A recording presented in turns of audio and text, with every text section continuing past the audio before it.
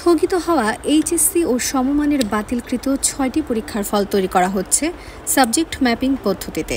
সেজন্য পরীক্ষার্থীদের প্রয়োজনীয় কিছু তথ্য ও কাগজপত্র সংগ্রহ করেছে শিক্ষা বোর্ড।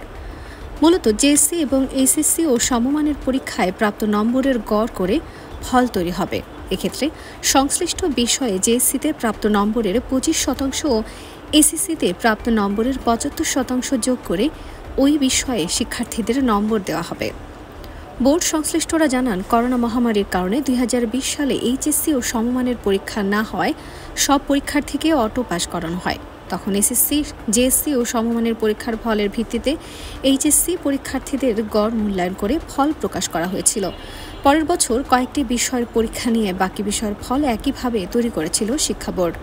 জানা গেছে, গত সপ্তাহে আন্তঃশিক্ষা বোর্ড সমন্বয় কমিটির পক্ষ থেকে ফল প্রকাশ সংক্রান্ত প্রস্তাব মন্ত্রণালয়ে পাঠানো হয়েছে।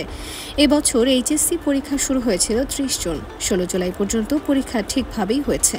কোটা আন্দোলনের পরিপ্রেক্ষিতে প্রথমে ১৮ জুলাইয়ের পরীক্ষা এবং পরে ২১, ২৩ ও ২৫ জুলাইয়ের পরীক্ষা স্থগিত হয়। মাঝে সরকার পরিবর্তনের মতো বড় ঘটনা ঘটে গেছে। এতে বিভিন্ন থানায় হামলার কারণে সেখানকার প্রশ্নপত্রের ট্রাঙ্ক ক্ষতিগ্রস্ত হয়েছে। সামগ্রিক পরিস্থিতির ভিত্তিতে বাকি পরীক্ষাগুলোর তারিখ বেশ কয়েকবার পরিবর্তন করা হয়। সম্প্রতি নতুন তারিখ নির্ধারণ করা হয় আগামী ১১ সেপ্টেম্বর, কিন্তু শিক্ষার্থীরা স্থগিত পরীক্ষাগুলো বাতিল করার দাবিতে আন্দোলন শুরু করেন।